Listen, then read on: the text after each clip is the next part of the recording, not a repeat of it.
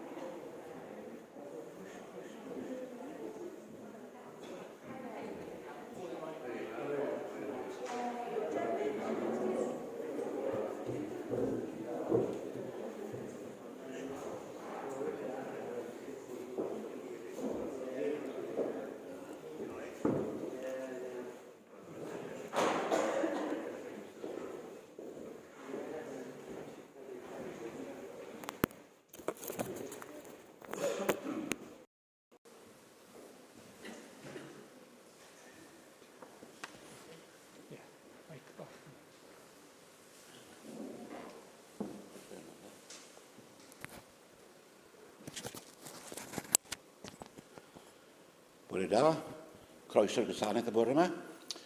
Oedd fan am y dydd, bydd y ysgol Sul ar Zoom am 12, ac wedyn ni Oedfa heno, John Bregethu am 6, Oedfa Saesneg, ac yn yr wythnos, nos Fowrth am 7, cwrdd ar Zoom, a wedyn ni nos Wener, Youth Club ar Zoom, a sy'n nesaf John Bregethu, 10 gloch yn y bore yn Saesneg, yn yr hwyl am 6 yn Cymraeg. Ac wedyn ni un beth arall, ni ddal i casgliadau gwahangleifion am yr bocs yn y gefn. Diolch yn fawr.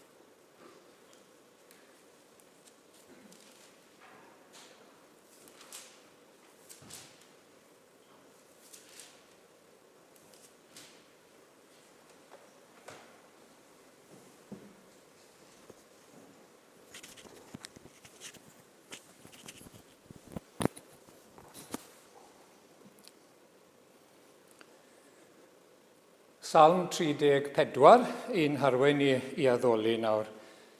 Bendithiaf yr arglwydd bob amser, bydd ei foliant yn wastad yn fy ngenau. Yn yr arglwydd yr ymhyfrydaf, bydded i'r gostyngedig, glywed a llawenychu. Mawrygwch yr arglwydd gyda mi, a dyrchafwn ei enw gyda'n gilydd. Gawn ni droi nawr at yr emyn cyntaf, o cenwch fawl i'r arglwydd, y ddeiar fawr i gyd.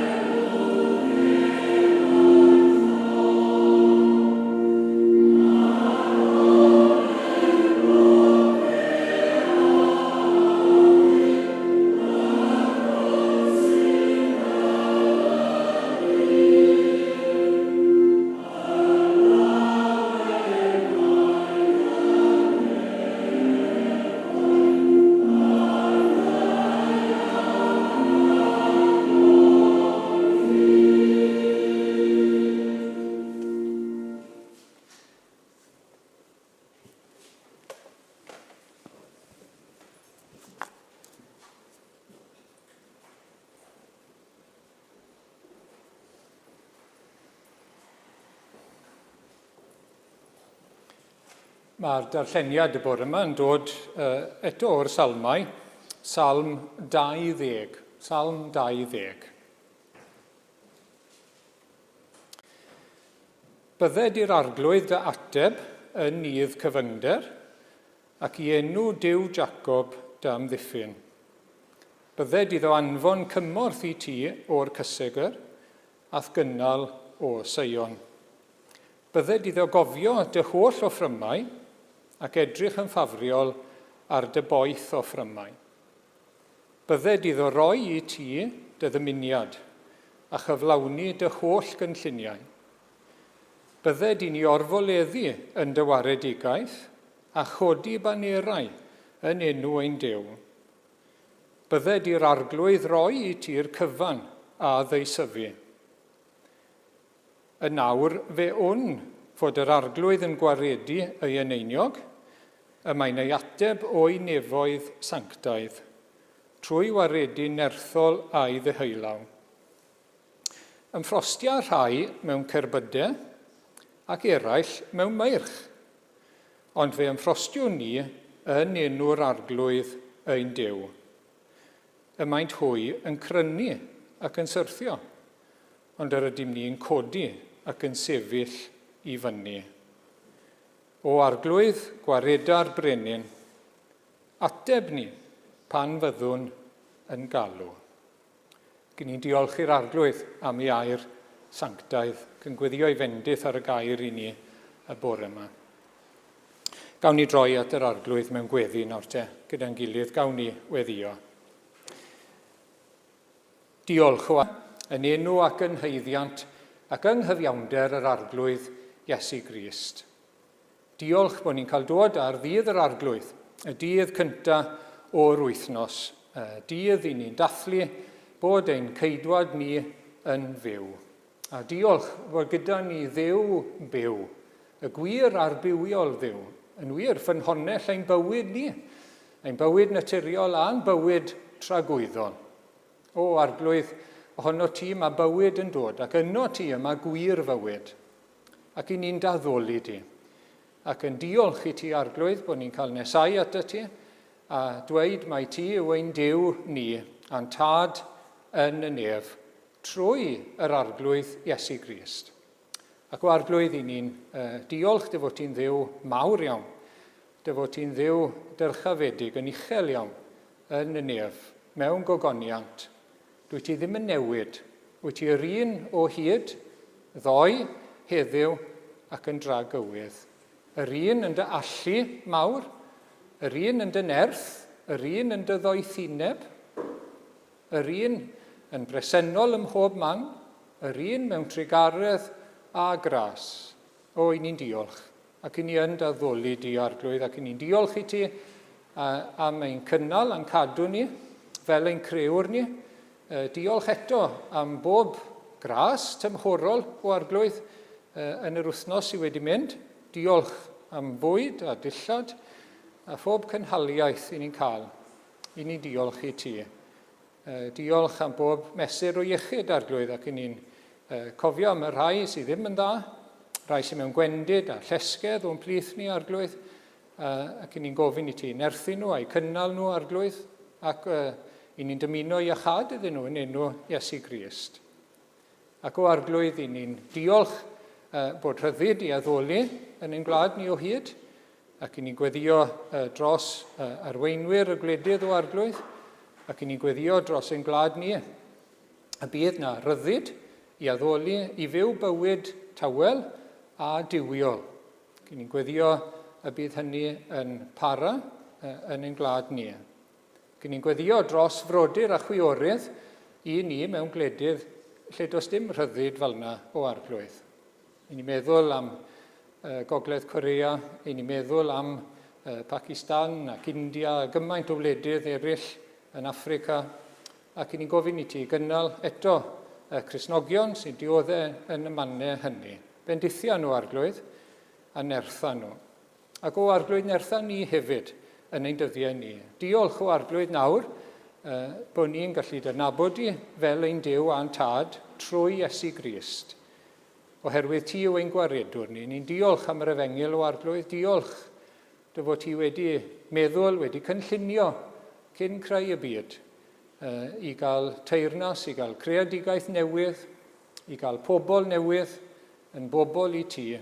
Ac o arglwydd i ni'n diolch bod hynny yn Iesu Grist a bod e wedi dod o'r nef i'n deiar ni, bod e wedi dod ag agwedd gwas, bod e wedi dod i gyhoeddi teyrnas Dduw, bod e'n agos, bod e wedi dod i ddweud mae fe yw'r ffordd i'r deyrnas, a bod e wedi agor y ffordd trwy roi ei hunan ar y groes. I ni'n diolch eto y bore yma am groes Calfaria, a bod Duw y Mab, y Duw ddyn, wedi mynd yna yn ein lle. Swm mae'n dyled fawr a dalodd, ac fe groesodd filiau'r ne. I ni'n cyffesu arglwydd bod ein pechod ni yn fawr, bod ein pechodau ni yn llawer iawn ger dyfrondi, mewn meddwl, gair a gweithred. Ond i ni'n diolch bod gwerth aberth Iesu Grist yn fwy. A bod na lanhad i gael, bod na fyddeiant, bod na orllyngdod i ni, trwy ymddiried ynddo fe. O, i ni'n diolch am dywysog ein iachawdwriaeth ni. Fe yw'n capten ni, fe yw'n brenu ni. I ni'n diolch bod e wedi byw y bywyd perffaith. Bod e wedi marw drosto ni, wedi atgyfodi nawr, wedi mynd i'r nef i baratoi lle i ni. A diolch nawr arglwydd bod e'n eiriol drosom ni, ei bobl, pob un sy'n ymddiried ynddo fe. Diolch bod e'n eiriol droso ni, bod e'n ymbil droso ni, medde'r ysgrythyr. I ni gael dyfal barhau, i ni gael gogoneddi denw di, i ni'n cael ein cysegru a'n sancteiddio yn y byd yma, cael ein cadw rhag yr un drwg, ac y cawn ni fod gydag e cyn hir. O, diolch am weddiau yr arglwydd Iesu. Diolch am ei ddymuniad e a'i ddeisyfiad e drosom ni. Ac o arglwydd mae'n gobaith ni gyd ynddo fe. Ac o arglwydd i ni'n diolch. Cadw'n llyged ni arno fe nawr, tro'n llyged ni ato fe bore yma, a cadw'n llyged ni arno fe yn ystod yr wythnos sydd i ddod. Pan i ni mewn unigrwydd a gwendid, wynebu temptasiynau a brwydrau, gyda diafol cnawd yr hen natur yma a'r byd o'n cwmpas ni, sydd eisiau ni bellhau oddi wrtho ti a tynnu nôl oddi wrtho ti a bod yn anifydd, o cadw'n llyged ni ar yr arglwydd Iesu. Cadw'n llyged ni ar hyn mae wedi wneud droso ni, a'r hyn mae yn ei wneud droso ni nawr. Fel bod ni ddim yn crynu ac yn cwmpo o arglwydd, ond bod ni'n cael ein codi ac yn sefyll, achos bod ni'n ymffrostio yn yr arglwydd ac yn disgwyl ac yn ymddiried yn llwyr yn yr arglwydd. Diolch na chawn ni'n siomi byth wrth ddisgwyl wrtho ti. Derbyn ein diolch ni nawr o arglwydd, ac ni'n gofyn i ti ein derbyn ni a'n harwen ni'n mhellach. Yn enw ac yn haeddiant Iesu Grist. Amen.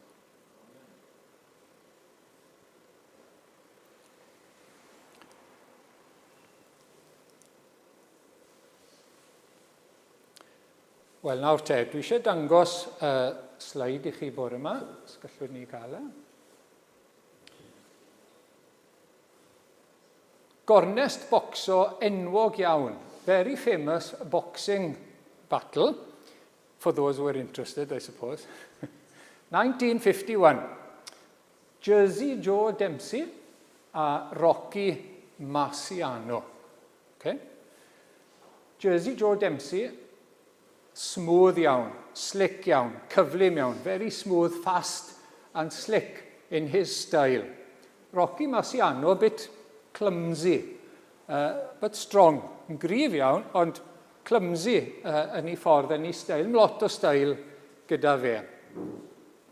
A dyma chi y round gynta. This is a picture from the first round. A fel chi'n gweld, mae Marciano ar y canvas. Dempsey has given Marciano a punch until he's down on the floor, on the canvas. But he got up. He got up. And he carried on. And then, there's another slide now then. And here, round 13, round 13, coming near to the end now of the fight. And there's Jersey Joe. on the canvas.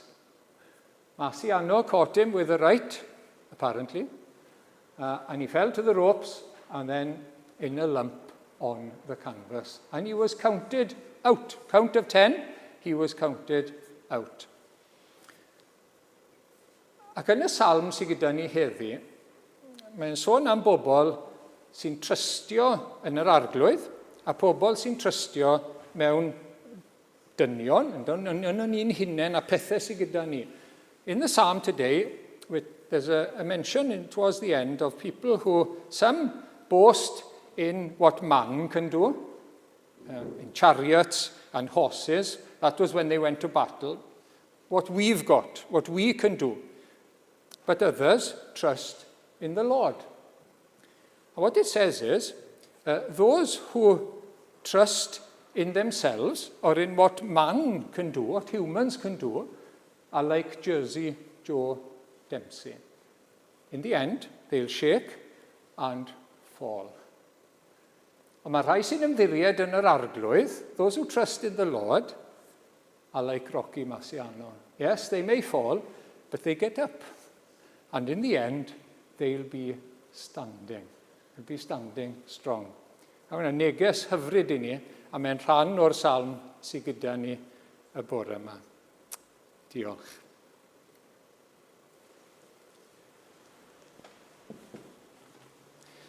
Gawn ni droi nawr te at yr ail emyn sydd gyda ni y bore yma, Hosanna, Hallelujah.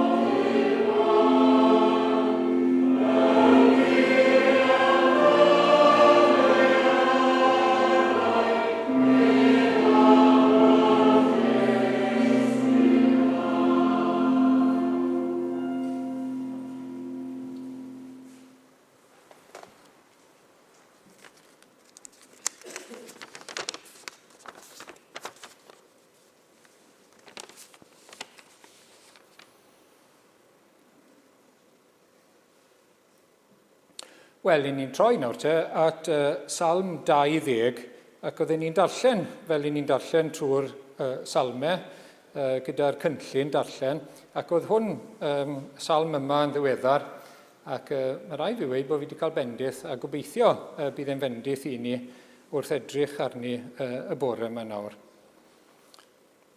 Yn y dyddiau hyn, ni'n gofyn cwestiynau fel, wel, sut mae dal ati?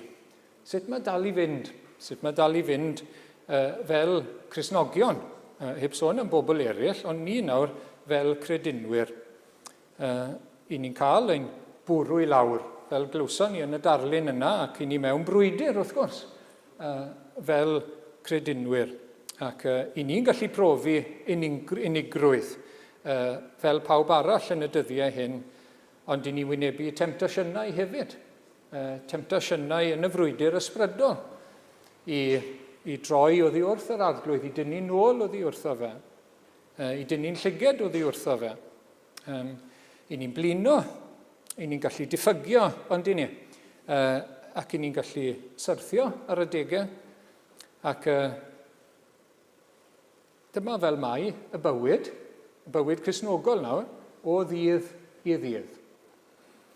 Ac yn y salm yma, mae gyda ni rhyw fath o anthem cenedlaethol, os mynnwch chi. Fel welwch chi yn yr adnod ola, adnod 9, o arglwydd gwareda'r brenin. God save the king. God save the king. Ac Dafydd, wrth gwrs, dan arweiniad yr Ysbryd Glân sydd wedi ysgrifennu y salm, ac mae am y brenin Dafydd hefyd, ac brenin arall byddai'n dod ar ôl hynny. Ac oedd un salm fyddai'n cael ei chanu, falle, cyn mynd i frwydr, bod yr arglwydd yn bendithio'r brenin oedd yn arwain y bobl, yn arwain ar y blaen. Mae'n weddi am llwyddiant y brenin, bod y llwyddiant yn dod o'r nef, bod e'n cael ei amddiffyn, bod e'n cael derbyniad gan Dduw, bod e'n cael dymuniad ei galon, fe, ac yn arwain i fuddugoliaeth. A beth ych chi'n gweld yn y salm, llwyddiant y brenin yw llwyddiant y bobl. Llwyddiant y brenin yw llwyddiant y bobl. Dwi wedi clywed sawl un yn siarad dros y dyddiau diwetha, os ych chi'n dilyn y rygbi, mae'r Six Nations wedi dechrau, ac pawb yn dweud, i ni eisiau'r tîm i wneud yn dda. Mae lot o bethau nawr i ni fel gwlad yn tynnu ni lawr, a mae'r tîm, os yw'r tîm yn wneud yn dda, byddwn ni'n teimlo'n well. Chi wedi clywed nhw'n gweud bethau fel yna? Sawl un wedi gweud ni eisiau rhywbeth i godi'n calos, fydd y tîm yn perfformio'n dda, byddwn ni'n teimlo'n well. Wel, dim ond tîm rygbi hwnna, wrth gwrs. A mae'r weddi fan hyn, neu y cais fan hyn, am lwyddiant y brenin, felly, achos llwyddiant y brenin yw llwyddiant y bobl. Bod e'n cael ei amddiffyn, bod e'n cael derbyniad gan Dduw a buddugoliaeth. Wel nawr te, y cwestiwn amlwg yw, sut dylen ni nawr ddarllen a deall y salm i ni bore yma, ac i ni heddi fel Cristnogion. Beth yw pwrpas a bydd y salm i ni? Wel, byddai rhai yn cyfeirio at y ffaith y dylen ni weddio dros frenhinoedd. Wrth gwrs, arweinwyr y gwledydd. Ac i ni fod i wneud hynny, fel mae Testament Newydd yn dweud wrthon ni. Llythyr cyntaf Paul a Timotheus, i ni weddio mwyn i ni gael byw bywyd tawel, heddychlon a diwiol. Nawr, 3 peth, i ni gael bywyd tawel, heddychlon a diwiol. A dylen ni weddio hynny yn gyson wrth gwrs. Ond mae rhywbeth arall fan hyn, llawer mwy.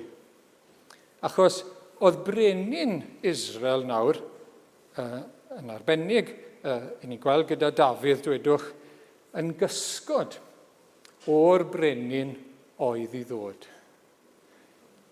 Oedd e'n eneiniog, mae'r gair yma yn y salm, adnod 6 yn awr fe hwn fod yr arglwydd yn gwaredu ei eneiniog, oedd y brenin wedi cael ei eneinio ag olew. Ac oedd y proffwyd weithiau yn cael ei eneinio, ac yn sicr oedd yr offeiriad yn cael ei eneinio. Ac mae'r rheina i gyd yn gysgod o yr eneiniog, yr un oedd yn cael ei eneinio ag olew. A dyna ystyr y gair, Mesaia, yr un wedi ei eneinio ag olew.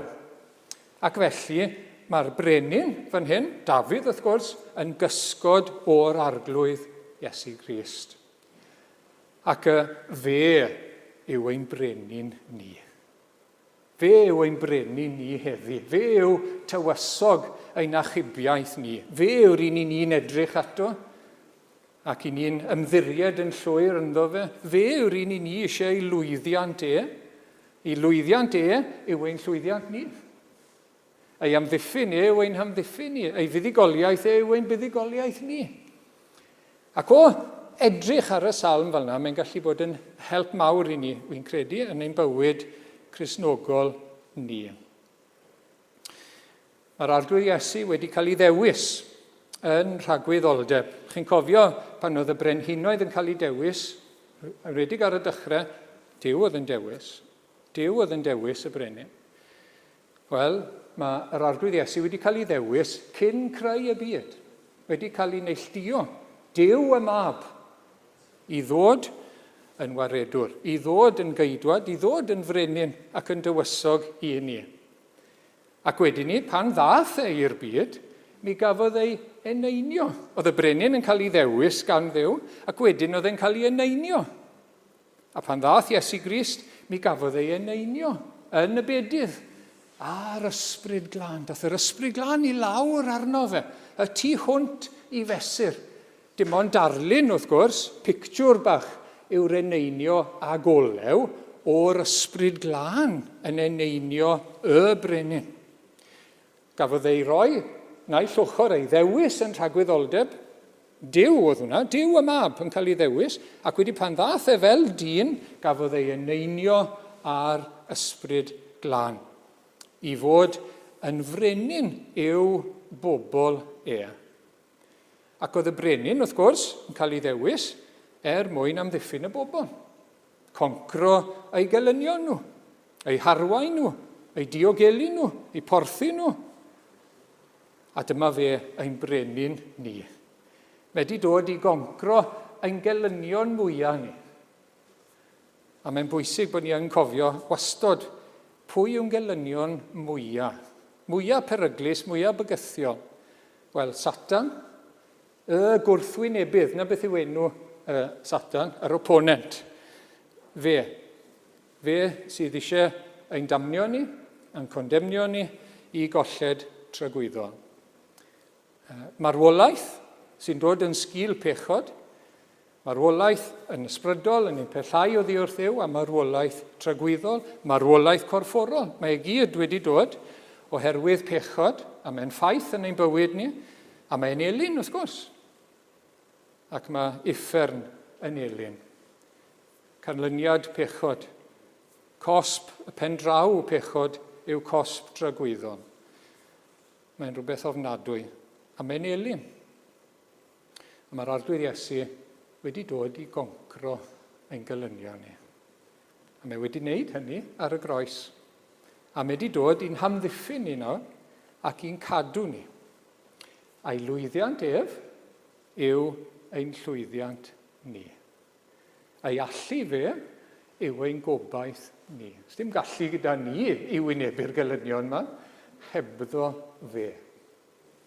Mae gyd yn yddo fe. Mae sail ein gobaith ni, tu fas i ni ein hunain.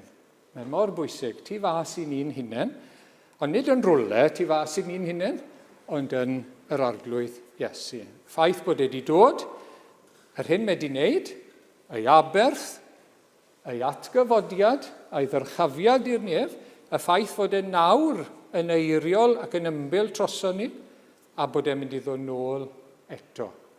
Dyna'n gobaith ni. Nawr, i ddechrau nawr, yn y tair adnod cyntaf, bydded i'r arglwydd dy ateb ac i enw Jacob damddiffyn, bydded iddo anfon cymorth i ti o'r cysegr. Nawr te, gweddi am help o'r nef yw hyn. Chi'n gweld? Bod y brenin yn cael help o'r nef. Oedd y cysegr yn Jerusalem, neu'r Tabernacl cyn hynny, copi oedd o'r nefoedd, lle oedd presenoldeb a gogoniant Duw. A Sion yw'r mynydd lle oedd Jerusalem, wrth gwrs. Wedyn mae'n cael ei gysylltu wedyn gyda'r deml yn Jerusalem. A beth ni'n gweld yw bod dim tensiwn rhwng y nef, rhwng y tad, a Duw y tad, a'r mab ar y ddeiar.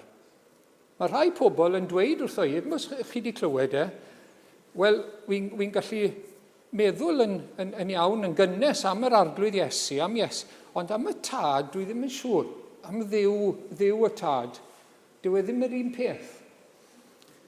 Ond mae'r ddau yr un peth yn gwmws. Y neb am gwelodd i, meddwl Iesu, mae wedi gweld y tad. A does dim gwahaniaeth, a does dim tensiwn. Mi anfonwyd yr arglwydd Iesu o'r nef. Mi ddath e o'r nef, ac oedd y tad gydag e, ac oedd e'n llefaru geiriau'r tad, ac oedd e'n neud ewyllus y tad. Mae'r ddau gwmws un peth, yr un bwriad. Mae rôl gwahanol gyda nhw. Mae un wedi dewis ac wedi anfon, mae'r mab wedi dod, wedi roi ei hunan, ond yr un yw'r gwaith, yr un yw'r bwriad, yr un ydyn nhw. A mae hwnna yn bwysig iawn i ni i gofio bob amser. Ac mae e'n ddiw y cyfamod, Duw Jacob. Oedd e'n fodlon wneud cyfamod gydag Abram, oedd e'n fodlon wneud cyfamod gydag Isaac a Jacob i fod yn ddiw iddyn nhw. Ac i ni'n gallu darllen, wrth darllen y Testament Newydd, bod yna gyfamod hefyd rhwng y tad a'r mab. Ie, bod y tad yn anfon a bod y mab yn dod, yn ei fyddhau, ac wrth iddo fe ddod a gogoneddu Duw, a rhoi gair Duw i'r bobl, oedd y tad wedi addo rhoi pobl iddo fe, i ddod ato fe. A gwaith y mab oedd derbyn y bobl pan nhw'n dod, a rhoi ei fywyd drostyn nhw. A rhoi iddyn nhw fywyd tragwyddol. A pidio colli un ohonyn nhw. Ac wedyn bydde fe yn cael ei ogoneddu, a bydde fe yn frenin yr holl fyd, wrth gwrs. Yn bennaeth y deyrnas ac yn frenin yr holl fyd. Mae yna gyfamod. Mae'n gweud fan hyn, bydde di'r arglwydd ateb ac i enw Duw Jacob dam ddiffyn. Wel, mae yna gyfamod rhwng y tad a'r mab.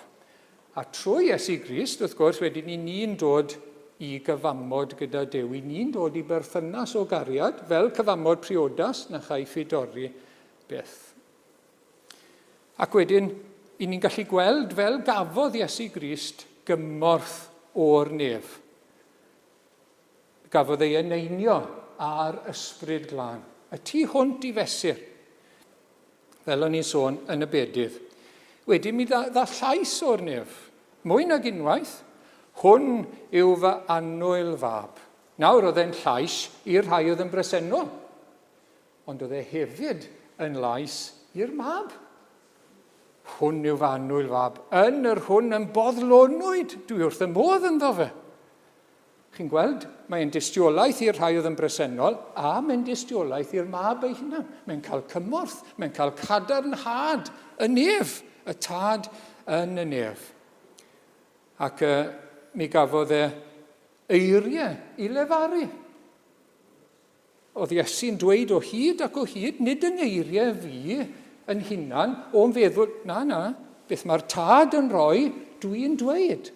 Geiriau'r nef oedd enw. Y geiriau oedd e'n llefaru. Ac wedyn ni, gafodd ei arwain gan yr ysbryd glân. Gafodd ei arwain, chi'n cofio, i'r anialwch i gael ei demtio.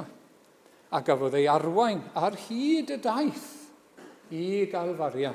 Ar hyd y ffordd gafodd ei arwain. Ar y degau gafodd ei help angylion. I ni'n darllen 2 waith bod wedi cael help gan angylion cymorth y nef. Achos mae'n brenu ni wedi dod o'r nef. Ac oedd y nef gydag e. A dyna pam allai ddim methu. Gallai ddim methu o gwbl. A newn ni ddim methu os yw'n gobaith ni ynddo fe. Ac mae yna gais wedyn, bydde di iddo roi i ti dy ddymuniad. Maen nhw'n gweddio bydd y brenin nawr yn cael ei ddymuniad, bod e'n cael cyflawni ei freuddwydion a'i ddymuniad e. Chi'n gweld? Nawr, mae yna ddisgeidiaeth heddi, a mae yna syniad y byd o'n cwmpas ni wrth gwrs. Ond mae yna ddisgeidiaeth i gael, bydden ni'n gweud hopes and dreams. Hopes and dreams. Ac i chi'n dechrau nawr gyda beth i ni moyn. Beth yw mreiddwyd i am y mywyd i? Beth yw ngobeithio ni am y mywyd i? Ac wedyn ni bod ni'n dod ar rheina ger bron Duw ac yn gweddio am ei gefnogaeth e. Iddo fe roi rubber stamp ar ein gobeithion a'n breuddwydion ni. Na chi ddysgeidiaeth beryglus ofnadwy. Na chi agwedd meddwl beryglus ofnadwy. I ni'n bownd o gael yn siomi. I ni'n bownd o fynd ar gyfeilion os i ni'n dilyn mlaen y cyfeiriad yna. Dylen ni byth ddechrau gyda beth dwi'n meddwl, licen ni gael, beth yw, ond wrth gwrs dyna, mae'r byd o'n cwmpas ni'n meddwl, dyna yw bywyd mae rhaid chi gael, beth i chi moyn. A mae'n mynd yn gryfach.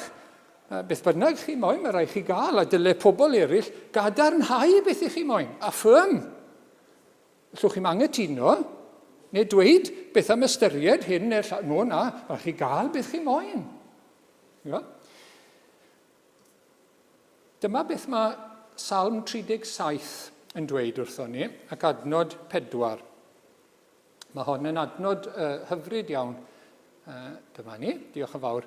Ymhyfryda yn yr arglwydd, a rhydd i ti ddeisyfiad dy galon. Chi'n gweld mae'r drefen fyna wahanol. Mae'n dechrau gyda'r arglwydd. Ymhyfryda yn yr arglwydd. Beth yw ei ewyllus e? Beth mae e moyn? Beth yw ei fwriad e? Beth yw ei gyngor e? Beth yw ei ddymuniad e? Ac os mae dyna dwi moyn, wedyn byddwn ni'n cael dymuniad ein calon. Mae'n dymuniadau ni yn gorfod dod o dan ewyllus Duw. Achos hwnna sydd ore bob amser. Hwnna sy'n trympol popeth. A dyma chi esiampl Iesu Grist nawr te. Yn Marc 14, chi'n cofio'r weddi yma yn yr ardd, Aba Dad meddai y mae pob peth yn bosibl i ti, cymer y cwpan hwn oddi wrthyf. Mae'n sôn am y groes, mae'n sôn am gwpan digofaint Duw. Ac mae'n dymuno bod e'n mynd oddi wrtho fe. Bod e ddim yn gorfod yfed y cwpan yna, bod e'n paso hibo fel petai. Eithir, ond, mae'r ond, straight away, nid yr hyn a fyna fi, ond yr hyn a fyny di. Beth yw'r peth pwysicaf oll i'r arglwydd Iesu? O nid ei ddymuniad e, ond ei wyllus y tad. A dyna beth sy'n bwysica i ni hefyd, chi'n gweld. Nid ymreiddwydion bach i, neu'n ngobeithion bach i. Nage. Y peth gorau i fi a chi yw ewyllus a dymuniad yr arglwydd ar ein cyfer ni. Ac i ni'n gweld nawr te, chydig bach o hyn wrth edrych ar rhai o weddïau Iesu Grist. Newn ni hynny am chydig bach nawr.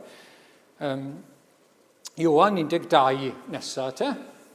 Sori bod hwn yn fan nawr i gael yr adnod, y ddwy adnod i mewn.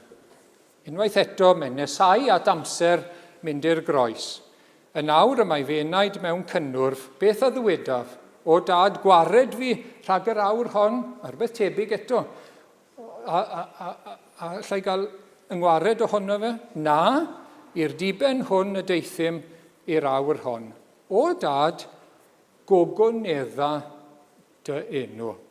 Yna, da'i llais o'r nef, yr wyf wedi ei ogoneddu ac fe'i gogonedda feto. Sylwch nawr, beth yw dymuniad Iesu Grist fan hyn? Gogoneddu enw Duw. Dangos gogoniant Duw yn arbennig mewn achubiaeth dynion, yn achubiaeth pechaduriaid. A beth oedd hynny'n golygu? Oedd hynny'n golygu bod e'n mynd i'r groes. Oedd hynny'n golygu bod e'n gofyn am nerth nawr i fynd ymlaen i'r groes, i fynd i roi ei hunan. A dyna i ni'n gweld yng Ngethsemane, yn y weddi glywson ni, ac i ni'n gweld i weddiau fe wedyn ni ar y groes. Chi'n cofio? O dad, maddau iddynt. Mae'n dymuno maddeiant. Hyd yn oed i'r rhai sydd fel gelynion iddo fe. O, na chi hyfryd. Fy niw, paham ymgadewaist yw'r weddi arall ar y groes. Mae e yn wynebu y pellter yma rhyngtho fe a Duw. Ond os ewch chi ddarllen y salm 22, mae'n ymddiried yn yw, a bydd e'n dod â fe trwyddo. Bydd e'n dod â fe trwy hyn i gyd. Ac wedyn ni,